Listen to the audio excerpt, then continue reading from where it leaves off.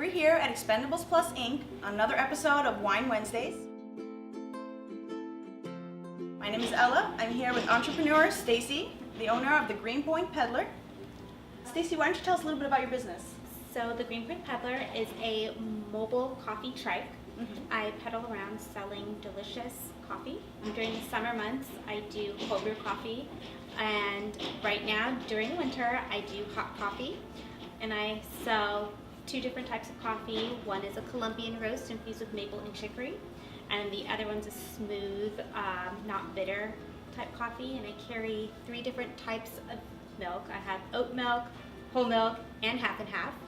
And I basically pedal up and down the streets here in Greenpoint and some of Williamsburg, selling delicious coffee. You ever have someone come over being like, coffee, I need coffee so bad, and like half falling asleep? Has that ever happened to you? All the time. Especially where I go and I pedal, it's a lot of production and set guys, so they're there at 4 o'clock in the morning, 6 o'clock in the morning, and by the time they see me for their morning coffee break, they're like, coffee, where have you been? So Stacy, how do you find inspiration in your business? You know, to be completely honest, our business started, we went to the park with our two girls, and the lady with the ice cream cart came by. All the kids ran to it, and all the parents were like, everything's always geared towards children. Like, what about us parents? Like, we need coffee in our lives. And literally that night, my fiance and I, we started looking online about mobile coffee trikes, and we found a company, and we were like, let's do this. We jumped all in, like both feet. No idea about coffee, or trikes, or kegs, or taps. We just were like, let's do this. But there was a need, and we found it. It's estimated that New Yorkers drink 9 times more coffee than any other state. What? Yes. I mean, if you go by the trash cans here, it's like overflowing with coffee cups. So, I mean, it makes sense that New Yorkers live on coffee. Do you find it hard to juggle your business with your family? Like, is that a struggle? I was a stay-at-home mom for 7 years. So being at home with my kids is always something extremely important to me. And when we moved out here to New York, it's such a different lifestyle than living in San Diego. So we wanted to do something, you know, something fun, but also something that could bring in income. Or having this idea and kind of wanting to build it into a business, it does take away what my normal life has been. Now I'm not just at home with my girls. I have to balance both being an entrepreneur and a woman and being a mommy. It's hard because it's like I want to be able to have this perfect amount of time to do both things, and it's one kind of gets thrown by the wayside and the other, you know. It is a balancing act. We make it work every day. It's just, you know, pushing through, and if my kids are healthy, happy, and fed, I'll deal with laundry tomorrow. I keep saying that every day. So. Have you had to sacrifice anything, like maybe your personal life or your career life at this stage of your career? When we jumped into this business, everything that we were actually going to put into our wedding, we decided to put on hold and just throw into the business. So I feel like that was kind of a huge sacrifice, because you're like, here are these things, you know, something that you, at least for me, that I wanted, but then you look at the big picture, you know. How much of your wedding did you have to sacrifice here? We kind of just put everything on hold. Oh. It's okay. Like, I'm okay with it though. At this point in our lives and where we want to like head into our careers or our family or anything, it's kind of like you're gonna always have to make some type of sacrifice, and that was our sacrifice, and I'm okay with that because for me it was like the big picture. What are the daily challenges you face as a female entrepreneur? Like, do you have a struggle because you're a woman? Like, I will say I have been extremely lucky going out and pedaling, because it's not every day you're gonna see some girl on a big bike, wood, tap situation in my outfit, my uniform.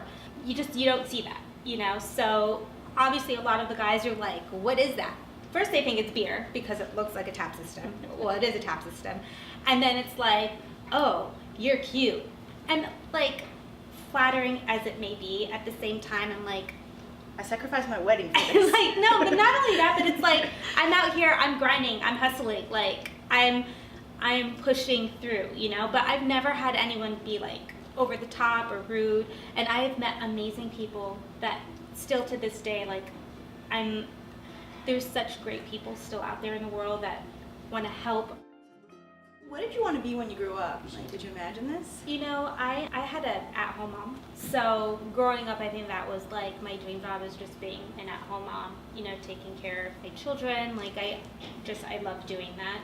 But I also never did well in like a 9 to 5. For me, I was always that person that enjoyed using her hands creatively, whether it was like makeup or eyelashes or calligraphy. Like I just liked using my hands. And I always found a way to make some type of income doing something that I personally put my own time and invested my own time in doing. So when this business came about, it kind of just fit with me.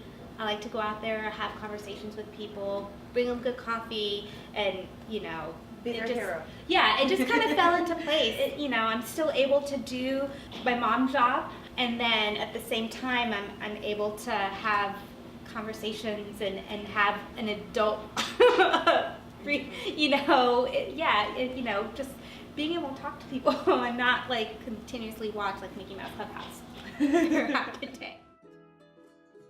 What do you wish you knew before you started this business? Like, if someone could have been like, watch out for these. It's definitely been a learning curve, like, to say the least. I knew that I liked coffee. Other than that, everything else was like, okay, what do we do? Learning about numbers and pricing out cups and pour size. Like, you know, we gotta make sure the pour amount is onto a T, because if you pour too much, then it goes into your cost of profits, and just, it's, everything is down to a science that I had no idea beforehand. And also working the system. Never worked a keg or a nitrogen tank or any of these things before, so when something goes wrong, I go to YouTube and I'm like, okay, what is the name of this and how can I fix it? You know, everything's been a learning curve. Do you have any encouragement to other women who want to start their own business, like words of hope? And You know, I had this woman stop me and they're like, how do you do it? She's like, I want to, I have this idea and I just don't know if I can. And at the end of the day, you just go for it. Like, just jump in with both feet and go for it. Failure doesn't define you as a woman. It's gonna make you stronger.